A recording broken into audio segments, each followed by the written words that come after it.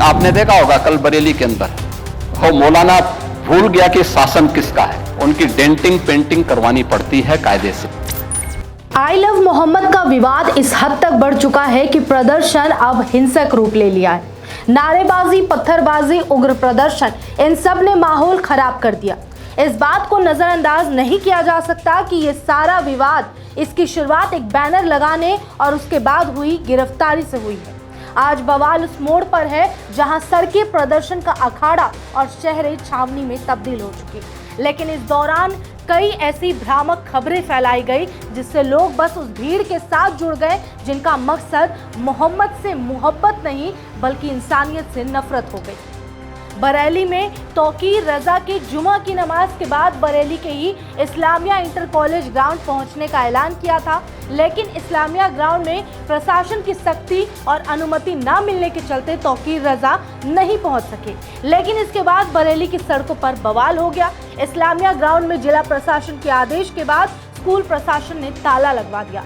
सुरक्षा के लिहाज से इस्लामिया ग्राउंड के बाहर भारी पुलिस फोर्स तैनात कर दी गई। इन लोगों ने माहौल को ख़राब करने की कोशिश की है। मैं अगर मौके पर चला जाता, मैं वहाँ नमाज पढ़ लेता, अपना मेमोरेंडम दे देता, तो बरेली में किसी किस्म का कुछ नहीं होता। लेकिन पुलिस ने जानबूझकर मुसलमानों पर लाठियाँ चलाई। मुसलमानों पर ये इल्ज़ाम लगाया जा रहा है कि मुसलमानों ने पत्थर चलाया है। ये बिल्कुल झूठी बात है। मुसलमानों ने कोई पत्थर नहीं चलाया है और मुसलमानों को ज़दोकोब किया गया है। अगर ये तरीक़ा, मैं अभी तक गिरफ्तार हूँ, अभी तक मैं हाउस अरेस्ट हूँ, मुझे निकलने नहीं दिया जा रहा है।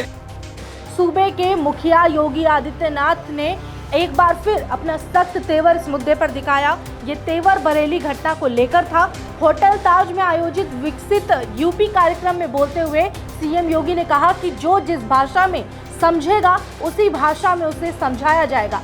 सीएम योगी ने आगे कहा कि मौलाना भूल गया कि उत्तर प्रदेश में किसका शासन है।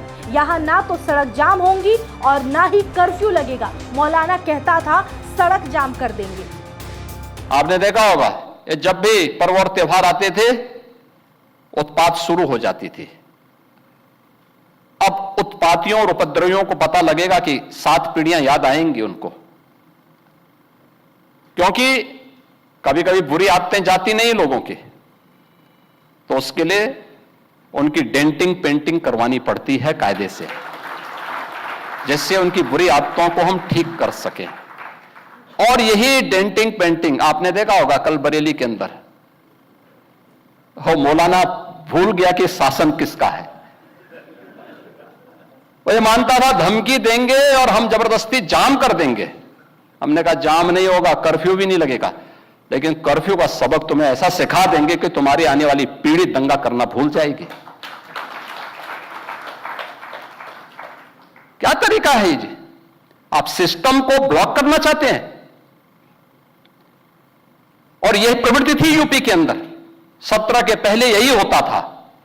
और हम इसी बात को कह सकते हैं कि 17 के बाद हमने कर्फ्यू भी नहीं लगने दिया, लेकिन ऐसे बैरियर को चुन चुन करके वे जिस प्रकार की भाषा को समझते थे उस प्रकार की भाषा से उनको समझा करके उसको उसकी सजा दिलाने का काम भी किया है। अगर आपको हमारा ये वीडियो पसंद आया हो तो इसे लाइक और शेयर जरूर करें, और हां, हमें सब्सक्राइब और फॉलो करना ना भूलें ताकि आप देश और दुनिया की कोई खबर मिस ना करें। तो जुड़े रहिए हमारे साथ और देखते रहिए News 24।